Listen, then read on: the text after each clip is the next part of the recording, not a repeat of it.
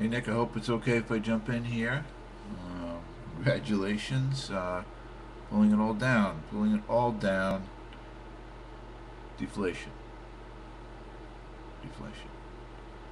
You know, if you read Irving's debt deflation uh, theory, if you read on that, uh, you can see why.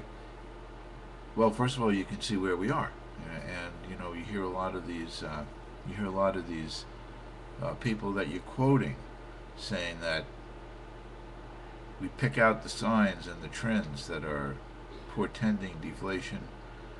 As you point out, a lot of these show that we have begun the debt deflation spiral, okay, and where we're headed.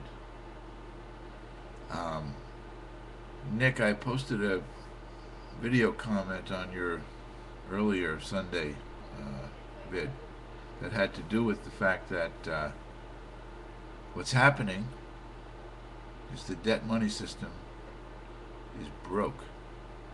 It is broken and it is insolvent.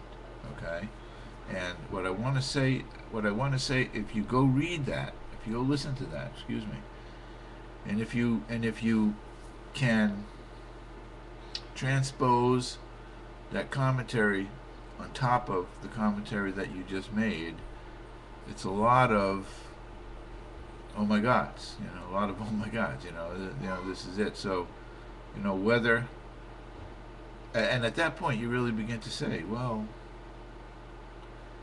if this is all happening, if this is all real, then you know why is the stock market trying to?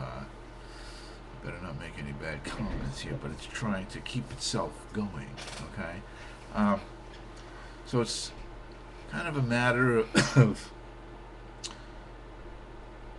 all this information, and you talked again earlier about how bad the information was last week before Geithner went to Istanbul and told everybody things are actually getting better faster than we thought.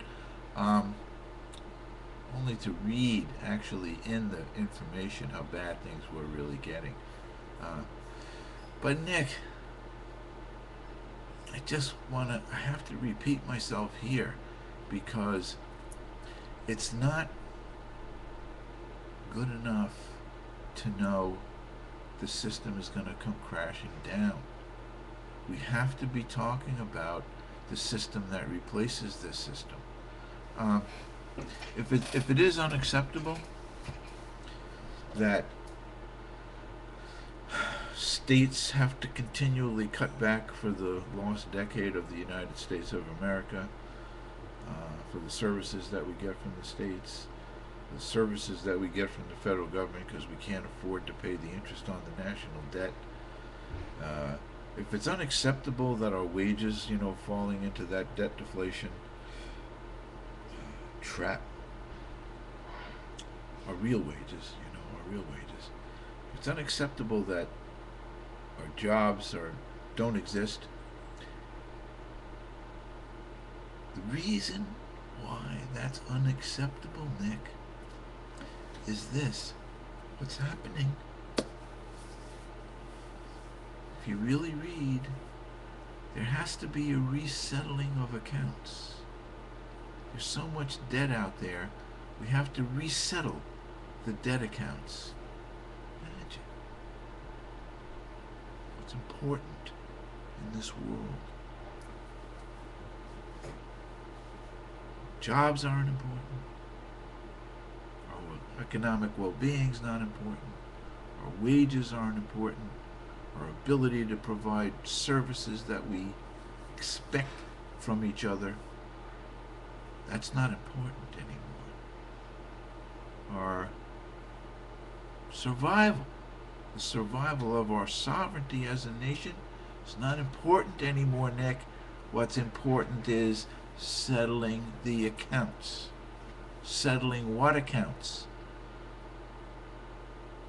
By the way, you had another video up where you talked about Max Kaiser and Janet um, talking about what's happened in the financialization of the economy. Great, link. I was wanted to link to that myself.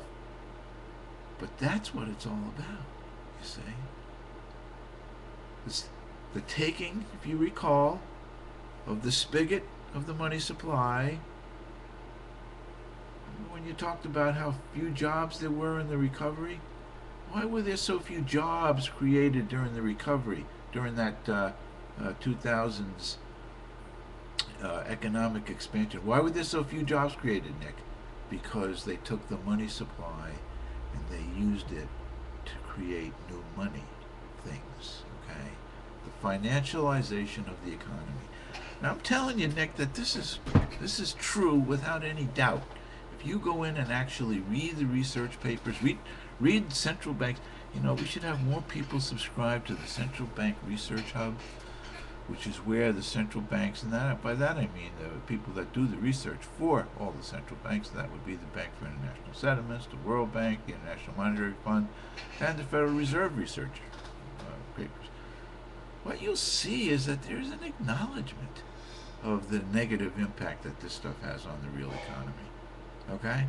And here we are talking about settling the accounts.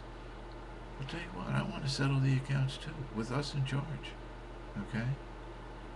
At some point, Treasury Secretary Geithner needs to recognize that's a constitutional office for the United States of America. He represents the taxpayers of the United States of America. When have you ever heard Timothy Geithner utter a word that sounded like he was really worried about the taxpayers of the United States of America? Nick, we got to start talking about the solutions. You know, got to start laying out what the solutions could be. We don't want to create chaos. We don't want to freeze up, you know, the credit markets. You know, we really don't want to do that. What we want to do is to talk about how we start to make a transition out of this settling of accounts where the people don't matter to the settling of accounts where the people do matter, and how we can best do that. And this is where the American Monetary and Financial Security Act of 2009 that's sitting on Dennis Kucinich's desk represent the absolute best possible option for solving this problem and for overcoming the debt money system, debt deflation debacle that we find ourselves in. It's nothing more, nothing less than that, Nick. Thanks.